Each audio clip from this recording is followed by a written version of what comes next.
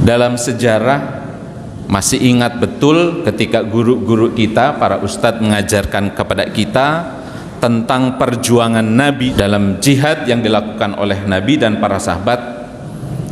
Ada perang Badar, ada perang Uhud, dan kita diceritakan juga tentang kegigihan para sahabat mempertahankan kota Madinah pada saat perang Khandaq atau perang Parit. Hadirin rahimakumullah, yang ingin khotib sampaikan bukan tentang peperangan itu, karena ada satu hal yang barangkali patut kita renungkan kembali, bahwa memang sejarah perang itu tidak mungkin hilang, karena itu pula yang selalu disampaikan oleh guru-guru kita tentang sejarah perjuangan Rasulullah sallallahu alaihi wasallam. Tapi perlu kiranya kita juga membaca sejarah bahwa dahulu Rasulullah sallallahu alaihi wasallam memperjuangkan Islam bersama dengan para sahabat bukan hanya dalam keadaan perang. Ketika Nabi dan para sahabat bertemu dengan kaum kafir Quraisy, tidak selalu dalam keadaan serba mengangkat senjata. Ada sejarah yang sering kita lupakan. Sejarah itu namanya Sulhul Hudaybiyah, perjanjian damai Hudaybiyah, atau mungkin dalam bahasa yang lugas kita kenalnya perjanjian damai atau gencatan senjata yang dilakukan oleh Nabi berhadapan dengan kaum kafir Quraisy. Hadirin rahimakumullah, mungkin nanti kita bisa mengkaji lagi lebih luas. Setidaknya khotib ingin mengingatkan sejarah itu, karena itu merupakan permulaan sejarah baru dalam keadaan yang sesungguhnya tidak selalu dalam nuansa peperangan. Rasulullah sallallahu alaihi wasallam memperjuangkan Islam bahkan dalam keadaan damai. Ketika gencatan senjata itu dilakukan, justru dakwah itu akan lebih mudah lagi tersebar. Hadirin rahimakumullah, selepas perang Khandaq pada tahun ke-6 Hijriah, Rasulullah sallallahu alaihi wasallam dan para sahabat berniat untuk melakukan ibadah umrah dari Madinah menuju ke Ka'bah Baitullah di kota Makkah Al-Mukarramah, yang notabene hari itu mereka adalah dua kelompok.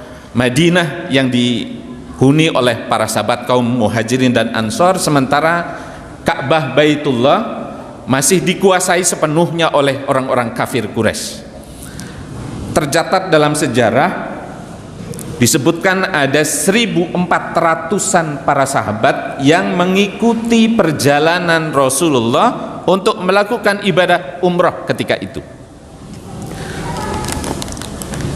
Hadirin rahimakumullah, di tengah perjalanan kabar berangkatnya Rasulullah dengan kaum muslim yang begitu banyak itu, bahwa tentu yang ada dalam benak orang-orang kafir ketika itu, Rasulullah dan para sahabat menuju ke Mekah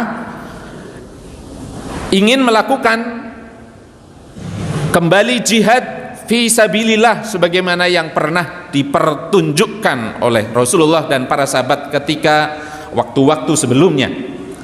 Tetapi Rasulullah sallallahu alaihi wasallam kemudian mengirimkan utusan untuk masuk terlebih dahulu ke kota Mekah, bahwa Rasulullah sallallahu alaihi wasallam ketika itu datang dengan kaum muslimin bukan untuk tujuan perang.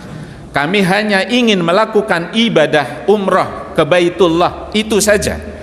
Dan yang kami bawa bukan peralatan perang, yang kami bawa adalah niat suci untuk beribadah di Baitullah.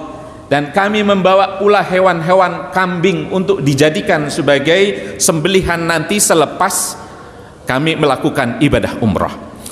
Tetapi ternyata masih belum dipercaya juga bahwa Rasulullah sallallahu alaihi wasallam ketika itu berangkat ke Mekah hanya untuk melakukan ibadah umroh, sampai kemudian Rasulullah mengutus sahabat Uthman bin Affan untuk menyampaikan kembali pesan Rasulullah sallallahu alaihi wasallam kepada kaum kafir Quraisy.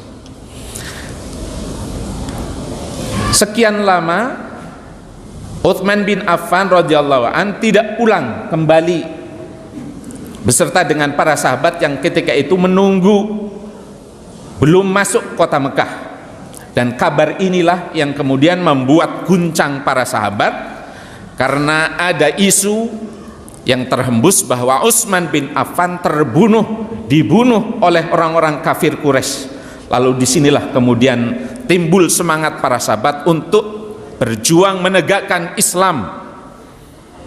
Sampai titik darah penghabisan, mereka berniat jihad fi sabilillah, sampai mereka mati syahid pun mereka akan perjuangkan. Dalam sejarah itu dikenal dengan Bai'atu Ridwan. Bai'at Ridwan, kesepahaman dan kesepakatan para sahabat untuk berjuang fisabilillah melawan orang kafir Quraisy. Hadirin rahimakumullah,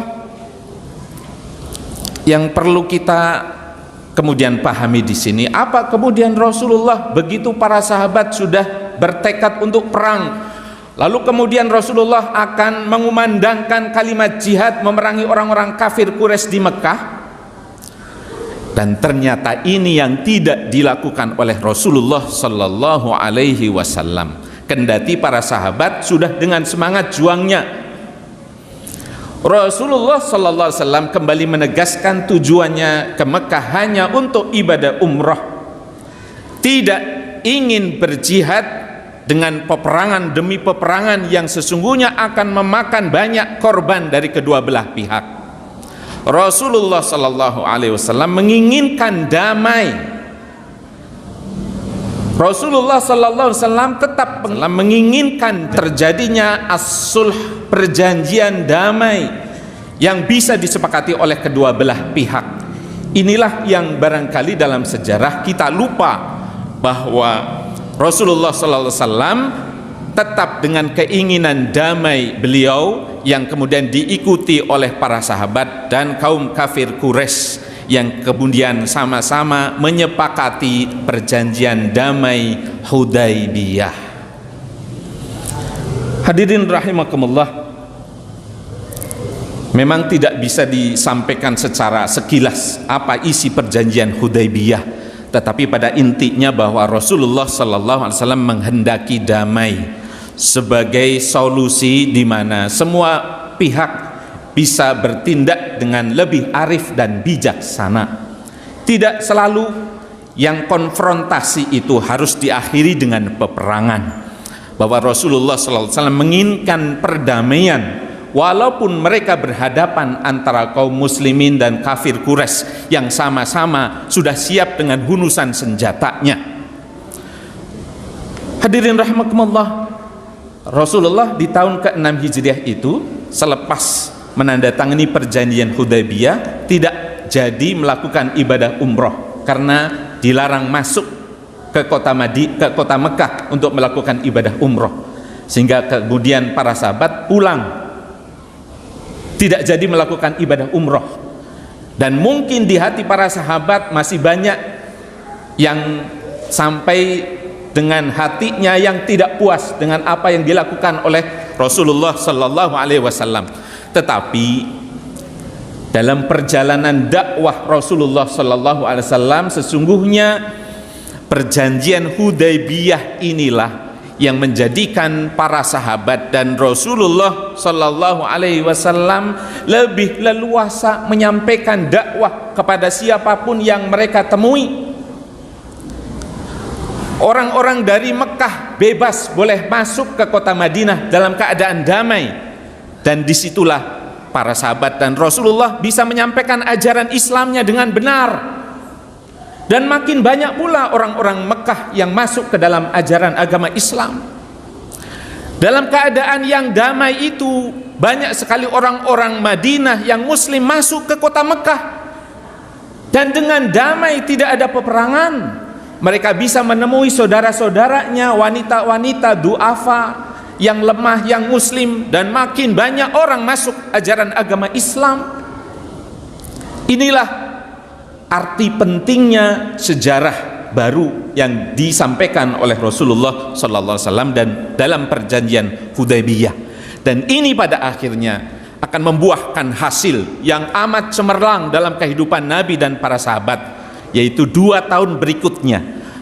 Pada tahun 8 Hijriah, Rasulullah sallallahu alaihi wasallam beserta dengan para sahabatnya akan benar-benar melakukan perjalanan penaklukan kota Mekah yang diabadikan dalam Al-Qur'anul Karim. A'udzubillahi minasyaitonir rajim. Idza jaa nasrullahi wal fath wa ra'aitan nasa yadkhuluna fi dinillahi afwaja fasabbih bihamdi rabbika wastaghfir innahu kana tawwaba.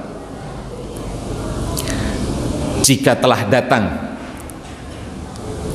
nasrullah, pertolongan dari Allah, wal fath, dan terbukanya kota Mekah, ditaklukkannya kota Mekah, wa ra'aitan nasa yadkhuluna fi dinillahi afwaja, dan engkau wahai Muhammad melihat manusia memasuki Islam afwajan dengan berbondong-bondong.